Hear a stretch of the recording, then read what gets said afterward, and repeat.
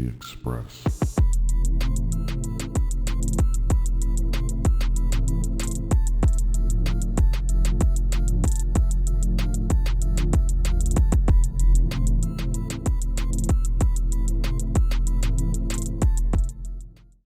Welcome back to the Express podcast. Today we're going to be continuing our series on becoming a king. I know it's been a while since we all have talked about this book. We have made it through 8 chapters, and today we'll be covering the 9th chapter. The 9th chapter is going to be labeled Becoming Lighthearted. I know that it has been a while since we've dived into the book, so if you are new to the podcast and you just got the book, the previous episodes are there for you to look at, there for you to listen to, whether it's YouTube, Apple Podcasts, Spotify, whatever it may be, but they're there. If you are joining us along the journey and you've just gotten the book, a lot of you have reached out saying you've bought the book and kind of following along. Then you know how, I guess, our standard procedure sort of works. We work our way through the book. We talk more conceptually.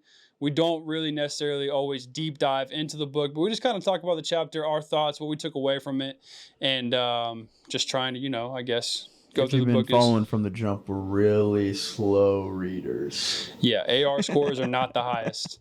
But I will say that I guess it's nice and refreshing to go through a book where you don't have to go word by word or line by line or really just worry about all that little stuff, but you can just kind of, go through what you get and work from there. So again, we're doing this series because we're trying to become better men.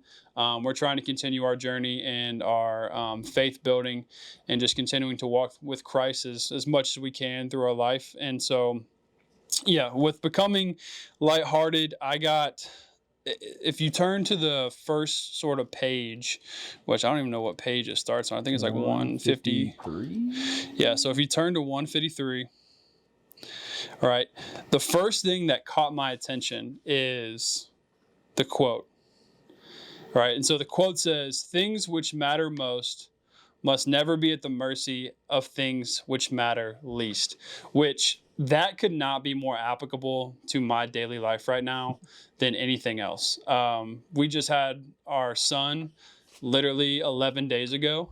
And so shout out young Matt. It very quickly is, as we talked about in the last episode of my wife being pregnant, but it very quickly lets you know, okay, this is what's important in life, which is my family and my son, and this is what's not. And so the idea of that quote, just reading it again after revisiting it from a year, was insane to me, just because it's like, boom. And we talk about that sometimes when you're reading scripture or whatever. It's kind of like we talked about, like, you go to a church service and you feel like, oh my gosh, they're preaching to me. Yeah. And so when I read that, I was like, oh, this is a perfect kind of recentering of what we were talking about. And so I just want to kind of start, what are some of the things that matter most to you all right now in, this stage of life that you're in? Or just like, not stage of life, but I guess just current, present moment. I mean, I think all of us kind of have similar answers on this. I mean, relationship, we're all in very committed relationships. That's up there. Our relationship with God, our relationship with our family, we're all very close with our family. Siblings and parents, which is a blessing. And then kind of like how we always talk about us, they say friends are the family that you can pick. So, I mean, you boys, and then we got our other little squad. That's typically how I prioritize, at least like my emotional energy. And then obviously you got work and stuff like that too. But as far as like spiritually, emotionally, that's kind of the lineup there. Yeah, I think it's so funny because this is such an easy topic to lie about. I'll be honest. It's so easy to say, well, number 1 is God, and number 2 is my wife, and then number 3 is my career, and then number 4, it's so easy to prioritize, and I think that's why this chapter really makes you think, which this whole book does. And I think that, I know we joked about like we're slow readers, but I really think this book was meant to be read slow. I think it was meant to be read bit by bit, and so that you can like actually make the necessary changes, because this isn't like, to me, it's not a book that you just read through and it's like, oh yeah, it's a good book, like made some really good points. Like, I think the whole purpose of this book is to read it, to actually soak it up, to actually ask God these questions about, what do I need to change? You know, what are you trying to expose within myself that needs to be completely like remodeled? But I would say, like, overall, yes, my priorities are my relationship with Jesus, my wife,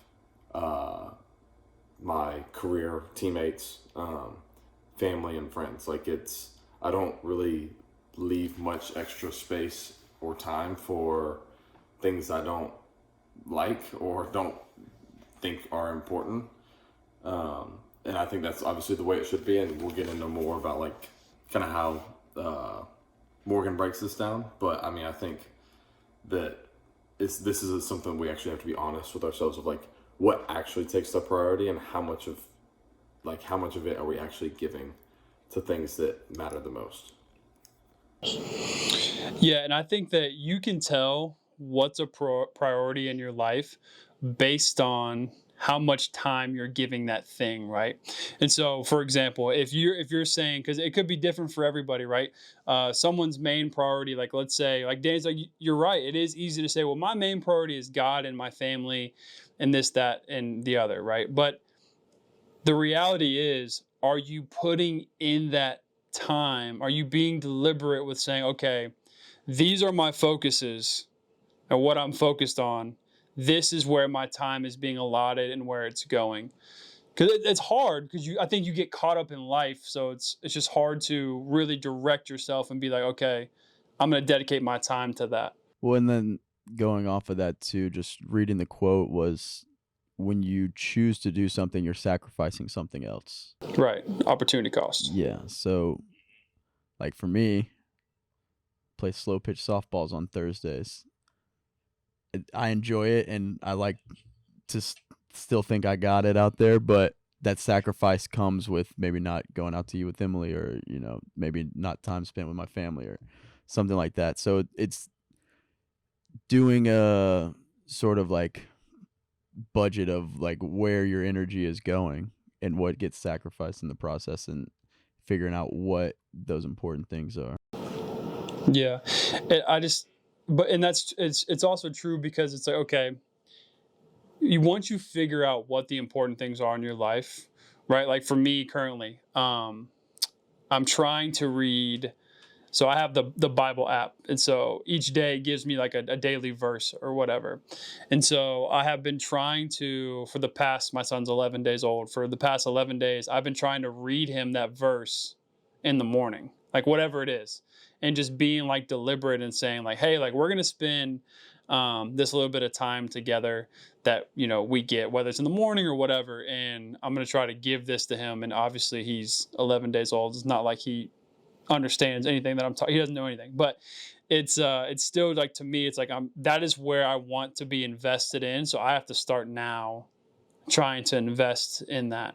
And so this leads me to sort of my next question as we move along. It's like, all right, you've got sort of the things that you're looking at in life and the things that you want to do the most or that are important to you, whether it's like, you know, we've listed a couple of things, but Mitch, you brought up a good point, which we'll talk about later in the book. It's also, you know, who you're surrounding yourself with that's also occupying your time. And he says something early on in the chapter, and it says, I actually think it's on the first page. It says, wisdom is proved right by her actions. And so that's, you know, again, it's going on. What you're doing is actually, you know, are you a talker or are you a doer? Are you going to do what you're talking about, or you just say it to put it out there? Because a lot of people, I think, that put stuff out there, whether it's social media or whatever, it's, oh, I'm going to do this, this, and this. It's like, all right, well, that's great, but are you actually doing it? And then the next thing that kind of caught me, and I know I'm jumping around here, is when it talks about who gets most of your time, it also talks about like how you're viewed by those people, right? So that you hear all the time, like you're a reflection of the 5 people you surround yourself with, or whatever. Average. You're an average. You're an average. Yeah, okay.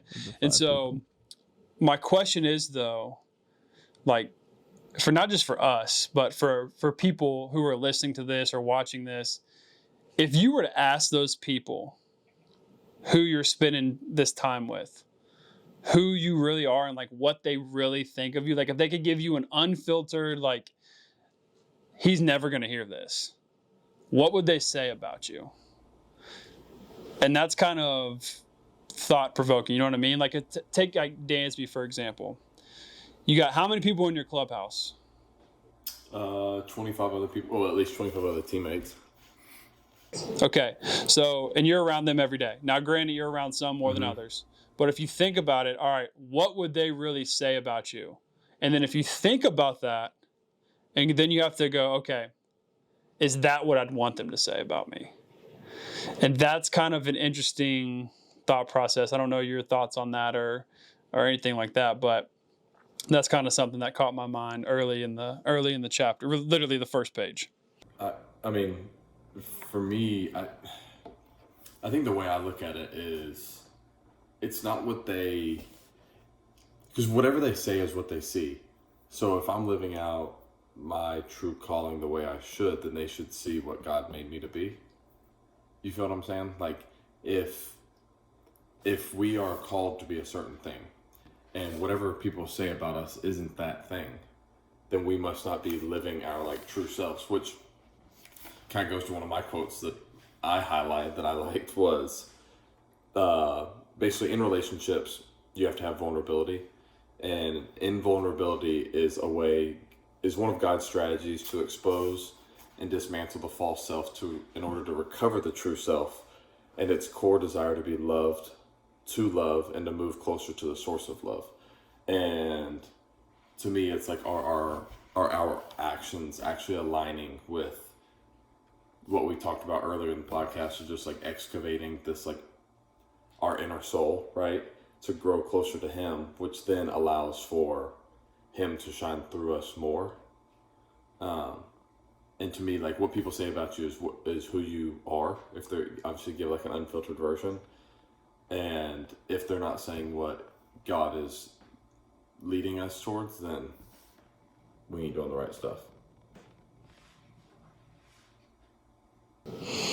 It's interesting to kind of think about that. And it's true, it's also like, you know, I don't know, it's kind of like perception is reality. I don't know how y'all feel about that, but it's, you know, like there's I don't know if it's in marketing or whatever. I use it for my media. It's, you know, what people think about you is your reality in that sort of sense. Meaning like whatever you're putting off is the reality, but that's not always true, right? Because for example, you know, I can put out media for our football team or whatever, and it looks like we're undefeated, but we could not be. You know what I mean? Like just because we look like we're really good, well, maybe we're not. Or maybe there's another team out there who doesn't have good media and doesn't look like they're very good, but they are. Like it just kind of, that's an interesting sort of thought about perception and what you really are about what people think about you. One thing isn't the whole purpose of this thing is for perception and reality to essentially align, right? Like the whole purpose of this is to getting rid of our false self, of this like fleshly being, you know, like our whole purpose is to live as authentically as who God has made us to be. You know what I mean? And well, and that kind of jumps into one of the first things about on page 155. It talks about our you know, our hidden life with God, and it's this idea that, you know, everyone's got things that they hide. Everyone's got little, like, what is it called? Idiosyncrasies or whatever that they have, or just things that they do that they might do just with themselves or in their own thoughts, or something that they kind of hide. And it's, you think that you're hiding it from society and everybody else, but in reality, like, you're not hiding it. Like, you know, God knows everything. He's the ultimate architect. Like, He knows your thoughts. He knows your actions, movements. He knows everything. So you're not really hiding. And he says, because he talks about, I don't know, how did he describe this? I guess he talked about like a visual symbol, right? The triangle that I'm talking about on 155. And he taught, you know, it obviously he's got like a triangle, And so I can't really. It's an upside down. It's a pyramid. It's a funnel. pyramid, guys. It's a pyramid. All right. It's like a Which is food also pyramid. a triangle. Two-dimensional. So the first section, and like I'm gonna show this, and you can obviously put up on the thing, but the first section is God, and then it leads into soul care, which is obviously our own intentional time. The next part is family, that has marriage and daughters and sons on it, and then it has like-hearted kings, mentors, and then essentially the top part is the everything else section. But first thing first, like, does anything jump off the page of the first, like, at first glance of what this? Yeah, I think shows. one of the main kind of things I took away, or maybe just inferred from it, was obviously God is the base, and that is where we gain our strength, our energy, all that stuff. But then the next thing before anything else is you can't really take care of others unless you take care of yourself. So that soul care being the number 2 thing before anything else, just shows how for us to be our best selves is how we can bring up everyone else around us. By taking care of our soul allows us to bring up other people. I was gonna say when I first looked at it, of the so-called pyramid, if you will, with God as being the bottom, not only is that the largest section of the pyramid, which meaning like it's taking up the most, but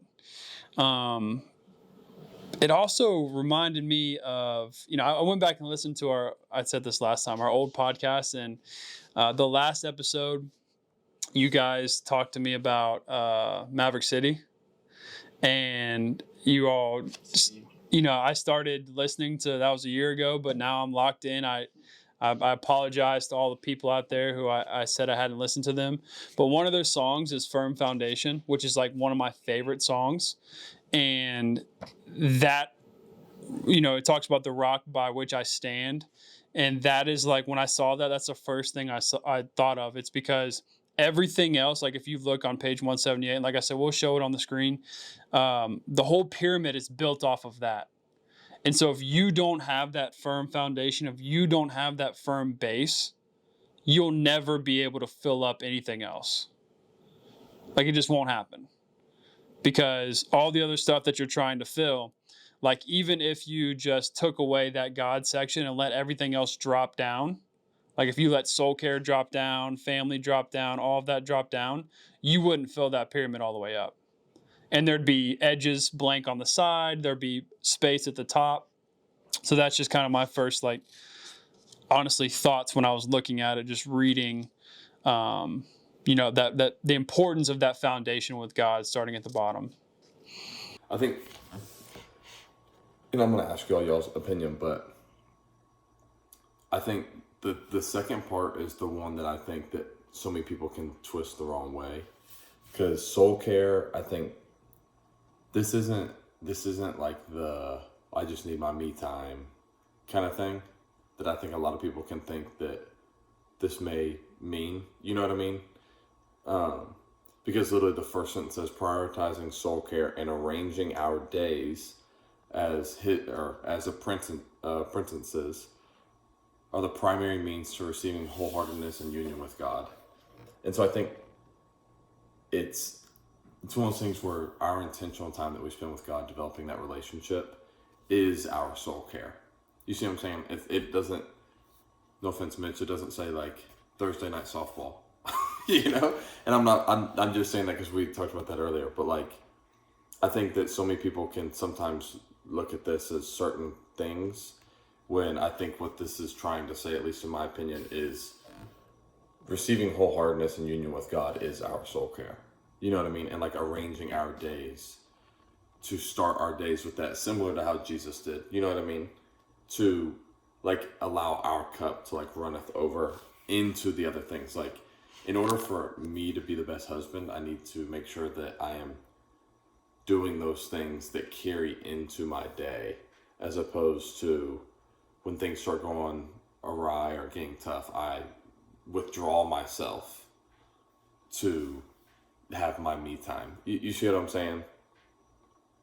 Right. Well, and it says, like a couple, I think the next sentence after that says the lasting value of our public service for God is measured by the depth of our intimacy with Him. In other words, soul care is foundational to loving God and others effectively. And so he talks about how it's never a selfish act, but if, if the only gift that you have is loving others and helping others and putting others first and pouring into others, then that's a good gift to have. And it is kind of interesting where, he also talks about this.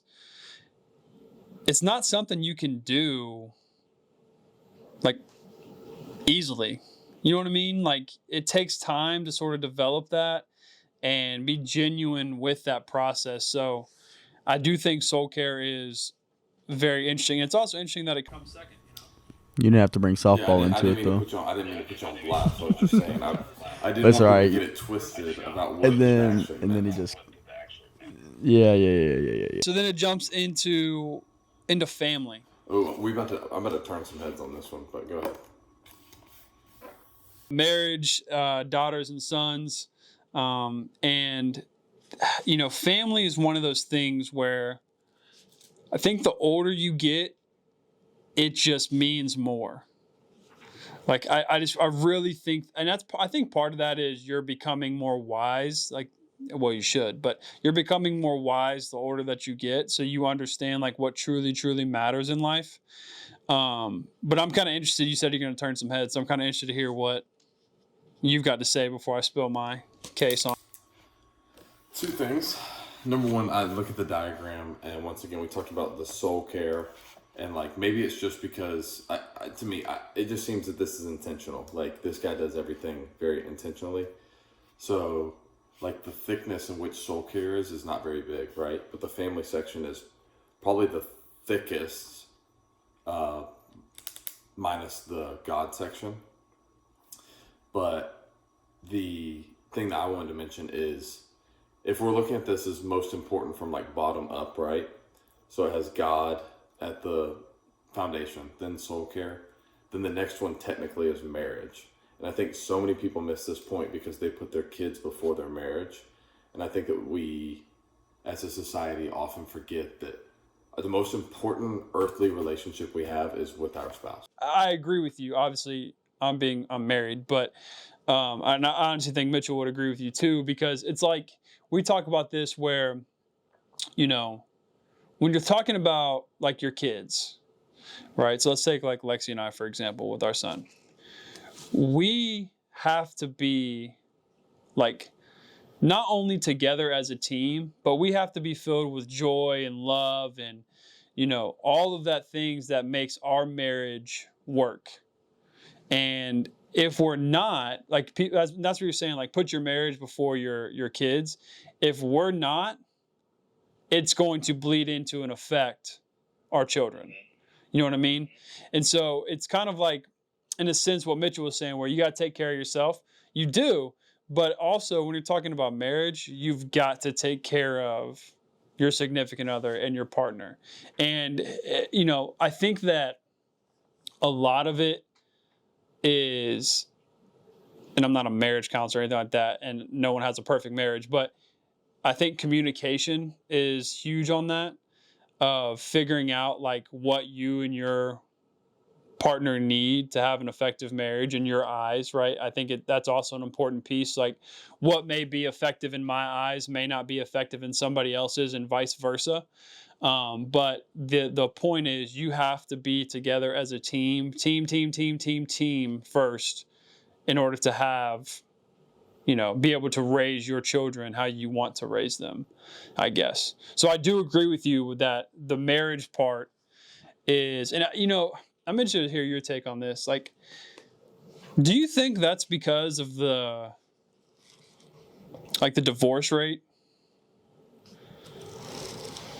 Like how high it is right now?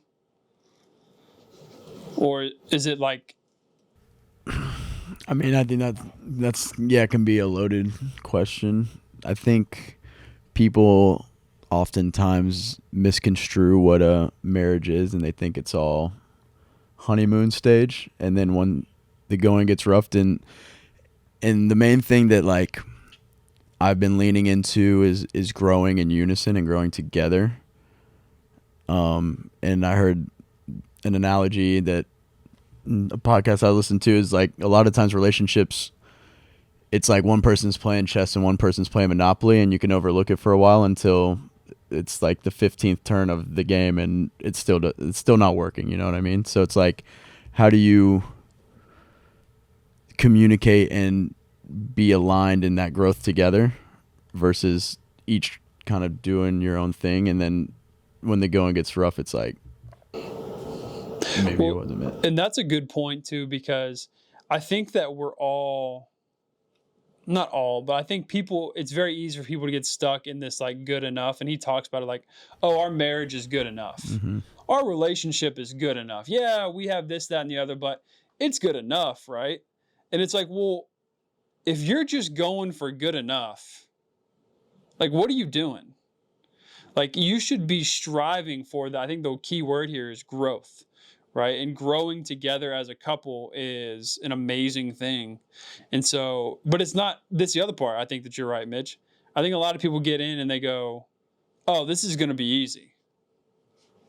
And then Until it's not. It's the 15th It's turn inevitable Monopoly. that Yeah.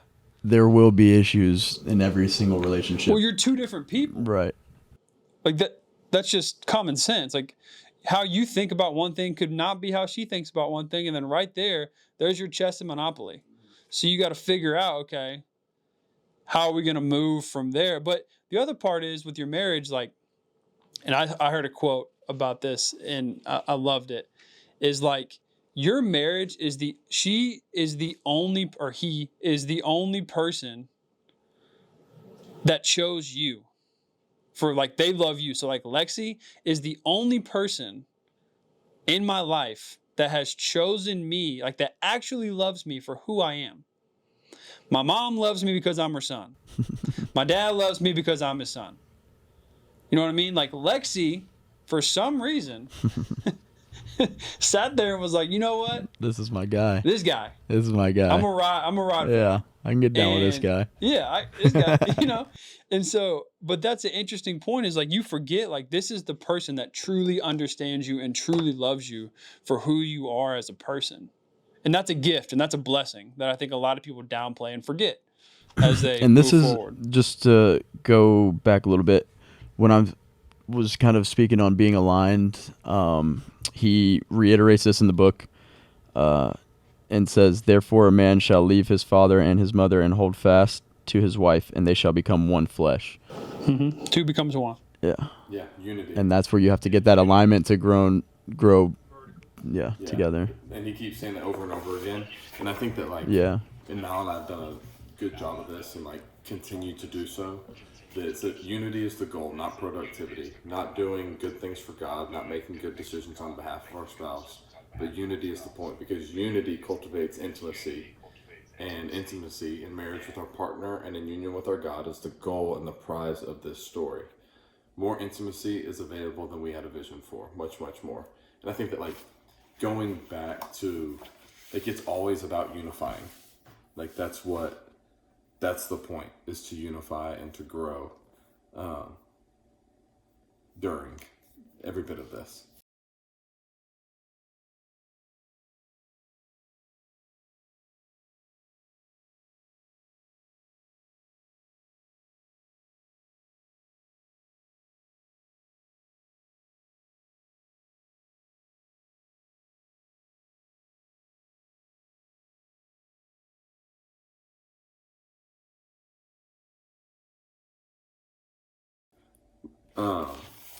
But he says, that unity is the goal, not productivity, not doing good things for God, not making good decisions on behalf of our spouse.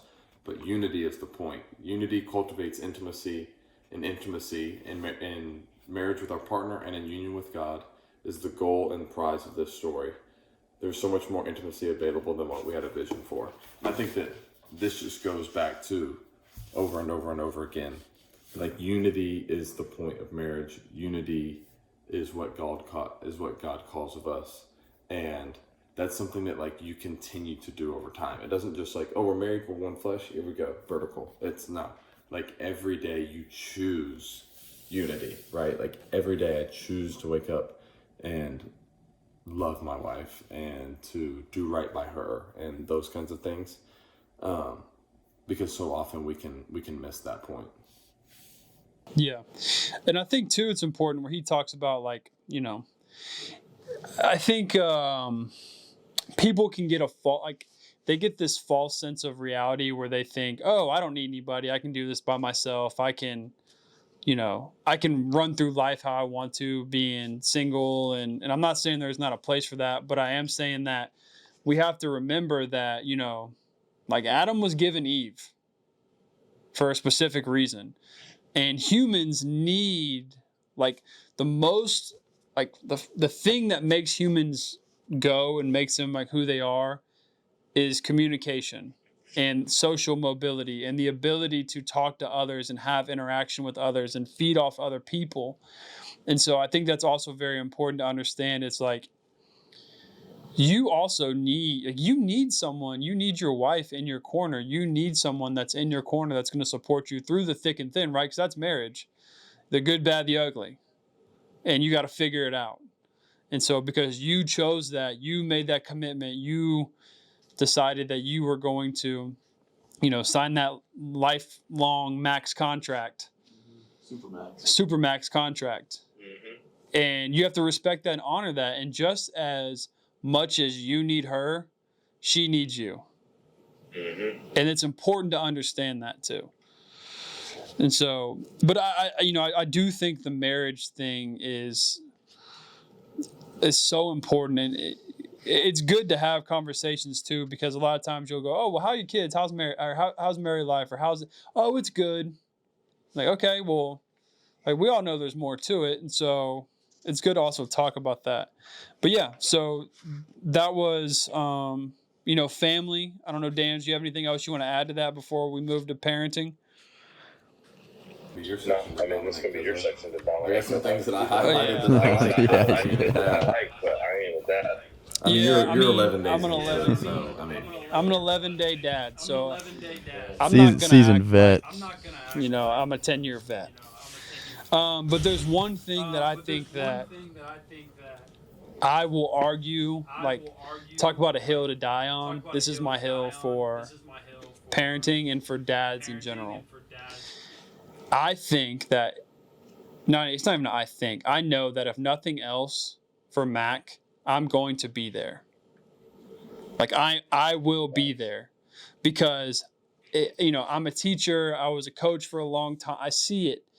And when parents and dads specifically are not in the photo, like the photograph, or they're not in the picture, you can tell. It doesn't matter. Son, daughter, it does not matter.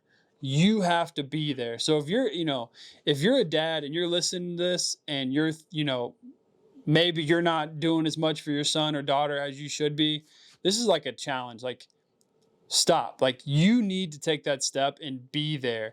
And you can always say, well, there's stuff going on. There's always stuff going on, right? My job, I got to work. I got to do this. I got to do that. Okay, that's fine. But the reality is, like, if you throw work and you throw other stuff in there, like, let's not forget here, we live in a capitalist environment. If I called in tomorrow and I said, hey, I'm not coming to work, I'm actually going to quit, they would go, okay. And they would hire somebody the very next day. Maybe that same day. Probably the same. Yeah, it could be the same day to replace me, because we're replaceable in a society. And so you have got to be there as a father or as a parent, and you got to fight for that. You've got to fight for that. And I think a lot of it too is, and if you're watching, you could be easy to say, well, yeah, it's easy for you to say you can control that. It's like you can control it too. It's just how much do you want to control it and how much do you want to be there?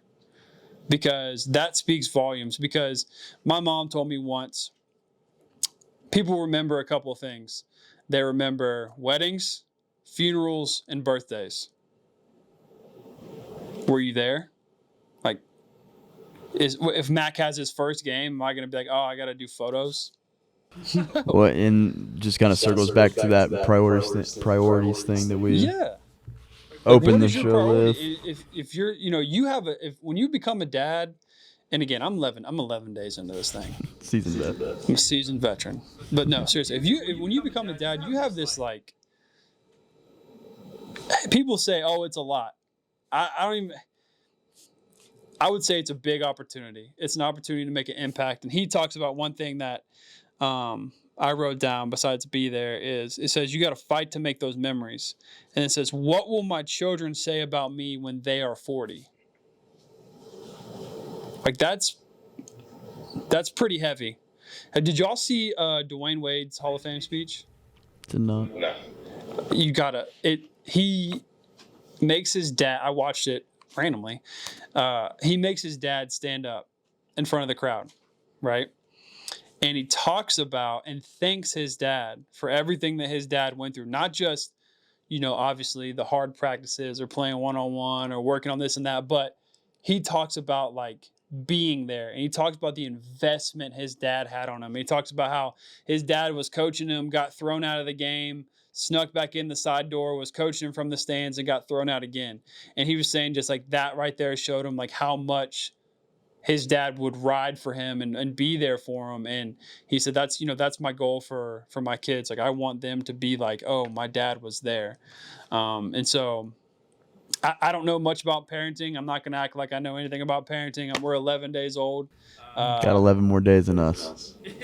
Our goal right now is to get Mac to 5 pounds. There we go. Let's get creamy, him. But that's what we're doing, and we're going to love him along the way, and we're going to be there throughout the process. But that's parenting for me. It's just be there, man. Just be there. And I don't think that any of us will have that problem with our kids at all. Because our parents were there for us. And if your parents weren't there, and I'm sorry, I'm rambling, but if your parents weren't there, be that change. Don't let that generational thing keep becoming a generational thing. Be there, be present, be active, love them. But that's my rant for the day. Well, that was your section, boss. I was excited for that section. That was just you. Because it's just, there needs to be better dads in the world. And there needs to be more dads in the world. Mitch, you got anything? Yeah, Mitch, you got anything? I mean, something did stand out to me on definitely a parental level as well. Just because, all right, let me read the quote. Quote is, quality time does not substitute for quantity of time, and quantity of time does not substitute for quality time. And I think that can go into a lot of different buckets as well as parenting, with all your relationships. And, even like with God, it's like you can kind of get caught up. Yeah, I prayed this morning, but like how intentional was that time? Like, yeah, I read the Bible just because like that's my habit. That's what I want to do. But how intentional were you? What was the quality of that Bible reading that morning? What was the quality of that devotion? Not, yeah, I read the Bible for 30 minutes, but what did you get out of it? What was that quality? Are you going outside and throwing the ball with your son because you don't want to hear your wife complain? Or are you going outside and throwing the ball with your son because that's the moment you've been looking forward to all day? And the moment he's been looking forward to. Yeah, like you guys are different too. Like you had brothers who could, go throw the ball with you or play. I had my sister, but like, come on now, I didn't have. My brothers were you. Yeah, I was gonna say I spent some weeks during the summer over at the crib. Yeah, but that's just kind of I'm so excited to do that. Just invest in him. I think one thing that I really like how he details it, and maybe this is just because this is a little bit of like my present life, is he talks about being there, but he's talking about like what does that mean to actually be there? And he says, no matter how much time we give them, how much we are around, if our hearts are not healed and free, if we are not doing the work to become the kind of person we want them to become, we won't really be there. And the reason that stands out to me is because it's like, man, how many times are you like there, but you're not actually present in that present moment? you know, and the only way to find God's peace is in the present moment. Like, how many times, okay, yeah, you're physically there, but are you actually like mentally, spiritually, emotionally, and physically there in those times of need? And he talks about, you know, his kids, one of his, I think it was his son, had nightmares, and he's like, thank goodness I wasn't like, you know, in the middle of the night, like I wasn't, you know, drunk from alcohol or like whatever the case may be. Like I was actually able to be there and help him get through this time and like figure out why this kept happening. Like it's more than just being there physically. I think there's such a deeper layer. And I guess the reason that I say that is because something I've had to learn over the years is, okay, I may have a bad game or a good game or, you know, indifferent, or we lose a heartbreaker. Like when I leave and go home, like I'm still a husband, right? Like I have to be able to go home and be present in those moments for my wife and to like continue to lead our family. And I think maybe that's just why that stood out to me so much. But I think it's so important to like understand what it actually means to be there. Like it's more than just, oh yeah, I attended my son's game, but it's like, yeah, but were you also like maybe on your phone doing work emails? Or were you still thinking about that deal that you need to get done for tomorrow? Or are you know, like what's the thing of actually being there? How in tune are you with the moment? That's a very good. That's a very good point. And it, like we say, guys, like, you know, we're not on this podcast saying, oh yeah, we do all these things. Like, no, like it's a constant grind and work for us to do these things too, which is why we invited you all on this journey with us and to do this book, is because we are trying to get better. And that's a good thing. It's very good for us to try to continue to grow as you know, young men, getting older. But I think the next section is I think will be up a lot of people's alleys. I think especially ours, because this is why we did this in the first place. But it says like-hearted kings, and I'm just gonna go right to a quote that I think just kind of sums up how I feel about this. Is find like-hearted kings living in the same direction, sign treaties. When they are at war, you are at war. And I think that just like is so powerful, because these are commitments, right? And we talked about like the importance of being able to, you know, hold up our end of a commitment, right? Especially as men. And, you know, when we've committed to each other as friends, and like, Mace, you're going through this. Like, if you're going through this, I'm going through it. And if you're going through something that I don't know about, I'm like offended that I don't know about it. Because we're all in this together. And I think that he kind of says, like, in a way, you keep your circle small with like, in terms of like this closeness, and you continue to like propel each other in every kind of way, each and every day. And I think that that's something that I think we can still do a better job of, you know, because we obviously still stay in touch. And, you know, even me being in Chicago and all that kind of stuff, we obviously stay in touch, and y'all have come to visit and this, that, and the other. But like really, really understanding like things that you're going through. Like, okay, I'm just like kind of at this anxious point in my life, or hey, being a dad, man, like it's really tough right now, or, you know, something's going on with the family, or you name it, like, oh, job sucks right now, or whatever the case may be. And like us being able to feel those things just like we do with our spouses. You know what I mean?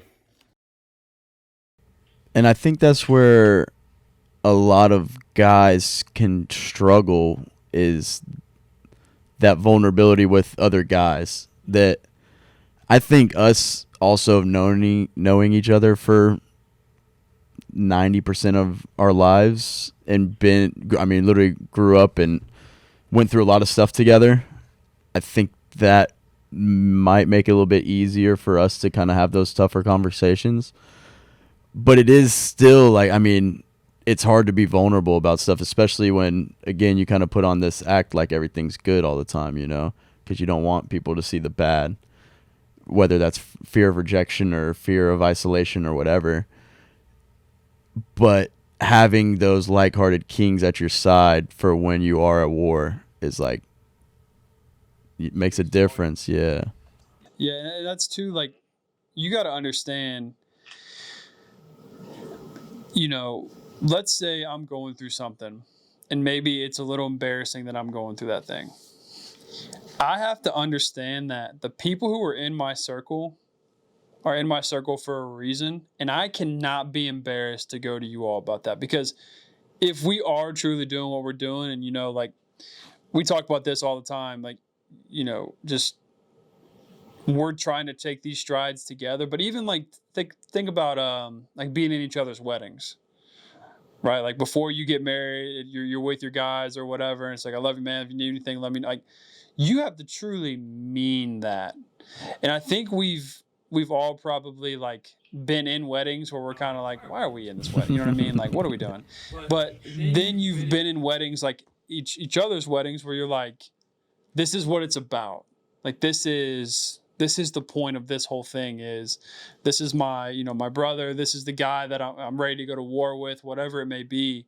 And so if you do have that problem, or not even a problem, just something you're working through, you got to kind of put your guard down and just understand that if your circle is who they truly say they are, they're going to help you get through that problem. And if they don't, you need to reevaluate your circle. You need to change some of the people in. Well, I think, no, I was just going to say, I mean, I think it goes back to what he talked about earlier. Like, the point of vulnerability is for, like, vulnerability in a way is where God, like, exposes things in us or in our situations that need to be changed or altered, or that he's doing work in. And I think that goes for your inner circle. Like, if I'm vulnerable with somebody and they're judgmental about it, or this, that, and the other, like, I think it's kind of a way of filtering out, like, okay, like, maybe this wasn't who I thought they were, or this isn't somebody that's needs to be within this close of a circle, and I think it's just like vulnerability is like a tool to be able to assess, what you want to do moving forward. And, we've obviously built relationships over the last like 20 years or so, of being able to have this trust and that kind of stuff. But if you think about it, isn't that crazy? Like, we've been working on our friendship relationships for 20 plus years, and like, we're still growing in that. And I think that's I think it just goes to the point of this whole thing. It's like the ancient path. This is like a slow burner. This isn't a marathon, or this isn't a sprint. It's definitely a marathon. And what we try to get better at is going to change as we get older, right? Like, so like right now, we're trying to be the best husbands we possibly can. I'm trying to be the best father I possibly can. You two are going to eventually trickle into that dad realm, and then we're coming to you for advice. Well, yeah, we'll see. But you're trying to just, like, it's going to change. Like, eventually you're going to try to become the best grandpa, or you're going to try to become whatever. Like, you're going to continually grow, and it's a growth sort of thing, which leads us, I guess, into our next thing, which is the last part of the triangle, or pyramid, excuse me, is mentors. And I wrote down mentors, and then the last thing I wrote is, who do you want to become? And that's sort of the ending of the book, or not the book, but the chapter. And I think that when you understand who you want to become, which is a tough thing, right? You will better be able to choose and pick your mentors to help you guide you to that thing, right? So, for example, like, just like take like work, for example. If I'm trying to be the best teacher I possibly can be, and there's a teacher that I see does great stuff, is what I consider maybe a better teacher than I am, or maybe is older, been doing it longer, I could go to them and be like, hey, like, what are some of the things, what would you do here? What are some of the things? And they become that mentor. Same thing spiritually, same thing emotionally, marriages, relationships, working out. It does not matter. Like, you can always have a mentor to that thing. But, I wrote, when he says, who do you want to become? It says, you not only have the ability, but his permission to become that. And it won't be easy to do it, but it will be worth it. And so think about that as, you kind of address, what do you want to become? Because I think a lot of people limit themselves because they psych themselves out, or just get too negative too quickly on what they're trying to do. I'm curious as to Dansby's answer on this, just having kind of what we talked about, getting we've talked about before, how he kind of had to grow up a little bit faster than us, and kind of his career was set.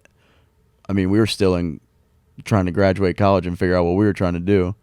Yeah, I remember very specifically where yeah. he got traded to. I mean, his life was different before that, but like Yeah, even just like being a student athlete, I feel like entails mentorship, obviously with your coaches and stuff, but just kind of how that plays out on a professional level. Thank you. Did he hear? You know, it's funny. Like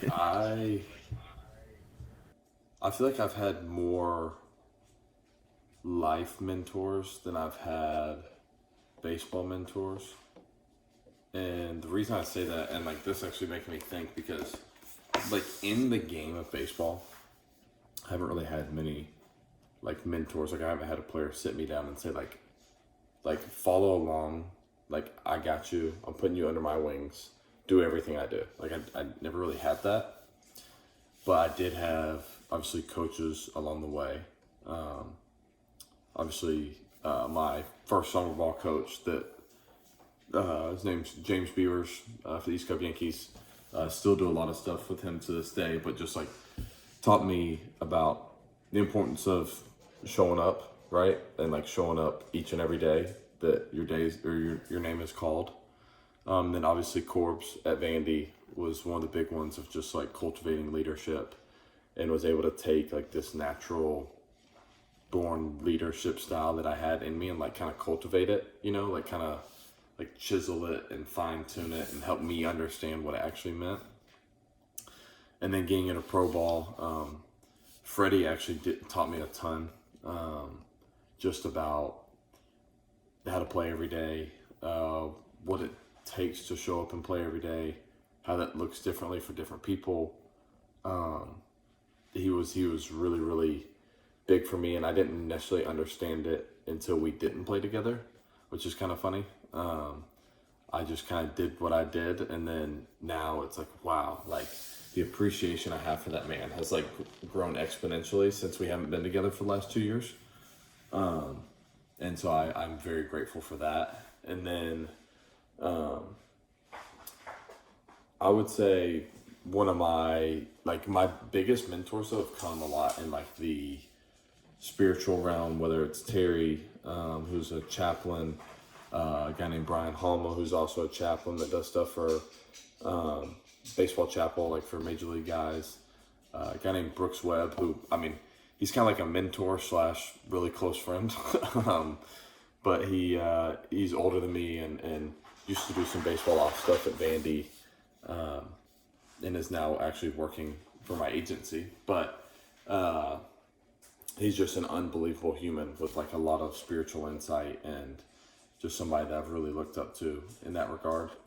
But the baseball one is always so interesting because I really, and obviously I'd be remiss if I didn't mention my dad, because he kind of taught me everything about baseball to begin with, which is probably a whole nother podcast to be had. But when it comes to a lot of the baseball stuff, like I think I've gotten to this point in my career because I've really felt like sink or swim-ish, you know, like I just had to figure things out, right? Like, and I'm actually really appreciative for that because it made me really, really tough and really, really strong, like mentally and physically.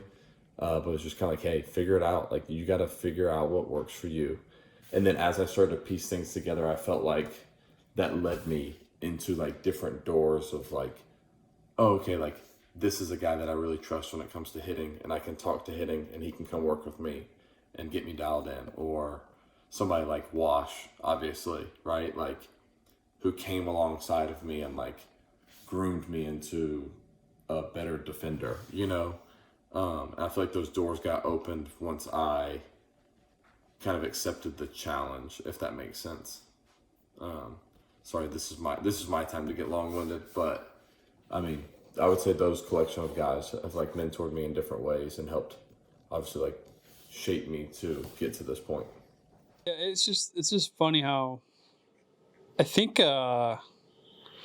just people view professional athletes like just so much differently than it actually is. I don't know if it's the movie side of it where they have like the mentor. You know what I mean? Like if you think about Well, yeah, I mean, any movie has the main character and the guide or the mentor. It's like, well, I'm thinking that kind of not skews it, but it is sink or swim. You know what I mean? Like everyone is trying to. well, I mean, it's the guide can only take you so far before you have to do what Now, you. here's the other thing that Charlie mentioned, and I'm not saying this is the case for everybody, but this is a real thing. Why would someone mentor me if I'm potentially going to take their job at some point? I'm potentially going to take their job at some point. So I was just getting ready to say, Like it's It's business, like baby. the- you know, like Maybe. I call it like the golfer effect, where you are so concerned about like what your swing looks like to everybody else, but everybody's just concerned about what their swing looks like and like what their game is doing. And so while you're busy thinking about how they view you, they're too busy thinking about how am I going to hit it out of this mulch? You know what I mean? Like it's just different. And that's kind of the same thing in baseball where everyone, it is sink or swim. Like everyone is trying to compete for that job and trying to be, and yeah, you got teammates or whatever, but they're going through their own things too. let's get to the Falcons, baby. Yeah, okay. No, So, but for the great. I think this is just a great chapter that really wraps up a lot of what the other part of the book was about. So if you haven't been reading or following along, I think it's important to listen to some of the podcasts, take on this journey yourself, because I think this kind of starts to cultivate like the whole point of like why we're living this life. no, I definitely agree with you. And this is a really good chapter. I mean, and then the next chapter is going to be awesome as well. What's the last one? It's a lot, yeah. So you would say this is the penultimate? Is that how you use that word? Penultimate chapter? Like the one before the last one? Is that right? I mean, I would just say it's second to last. Sounds better. I think Penultimate. that's too fancy of a word for us. SAT word of the day. All right, so what everyone's been waiting on, Falcons. We saw the preseason game. We're excited about it. Took a victory. Took a victory in Miami. I'm trying not to put too much weight into preseason. No. I'm trying. I'm just excited football's back. First I off, do love football. we got 2 weeks till the first Dogs game. Back to back. It's back. Oh, Now, I'm Three- going to say this about 3-0. This is why I get excited about preseason game, because I feel like I've seen it in the past with them.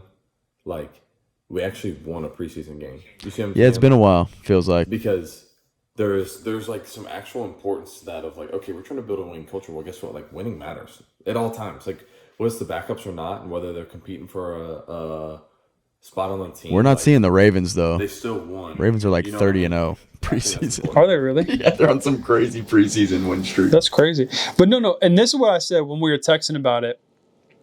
I recorded it. I came home. They played last Friday, and I was watching it. And I was just trying to see. We look like we're being. It's you know We're physical. sometimes preseason's like real sloppy. Yeah. There's a lot of turnovers, false starts. No, they No, look they look clean. I mean, The Falcons boys had a lot look of. like they're being coached. We had what 4 They have turnovers? won Like the league of we. formation penalty, I believe, or like won a league of motion. Okay, but yeah, we created turnovers, and that's what my thing was from the last podcast. Is I want defense to be rocking and rolling, and them boys were coming downhill. It looks like just from what I'm seeing, the new D coordinator. I don't know much about him, but he's run a lot of man match on the outside, and he's allowing Bring the the heat. safeties to come free. He's allowing. They're running.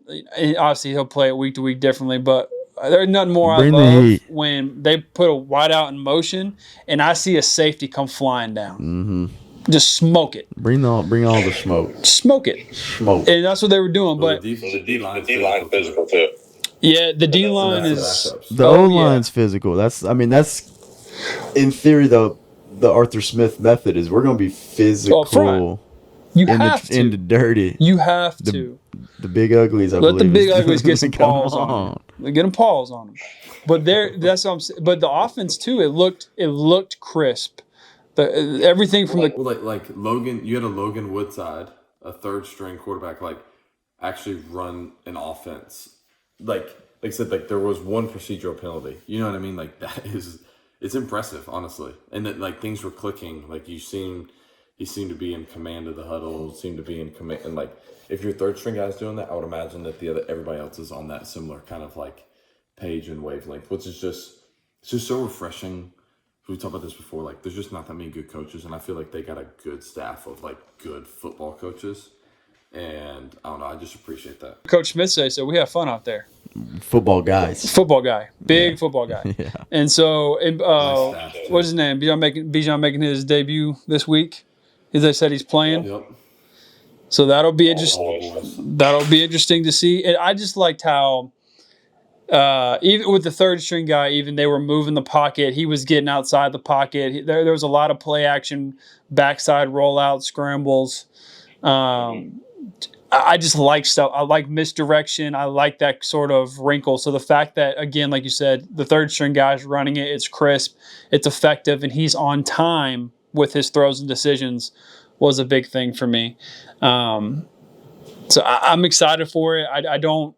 Who do we play this week? Cincy. Oh. Okay. Brother, appreciate it. Yeah. Done it? Angie, what's the new? Where are we at? 15-2 now projections. What I said? What was my bold? 11 and 6. Is that what I said? You said 12-5. 12-5 was your initial. Was your initial, and then we had quite the reaction of Mitchell and I, which, Yeah. but 11 and 7. 15-2. 15-2. Every clip Dansby sends us is another W chalked on the board. Bijan makes one dude miss in practice for like 13-4. Bijan goes up against a fourth string linebacker, and we're Cooks like, him. we might go 13-4. 17-0. Yeah, we might win the Super Bowl. We might win the Super Bowl. But no, Falcons. So we'll keep you I guys. can't get enough of it. Yeah, it's electric. But we'll keep you guys updated on the Falcons. Definitely more when the season actually rolls around. But yeah, we just thank you guys for tuning in. This is going to be a longer episode, but it's going to be worth it. There's a lot of good stuff. And we promised we'd finish the book, and we only have one more chapter left, so we're going to do that. Finish the book. And then there'll be some changes coming to the pod that we're pretty excited to announce moving forward. We're not going to announce them yet, keep you on the hot seat.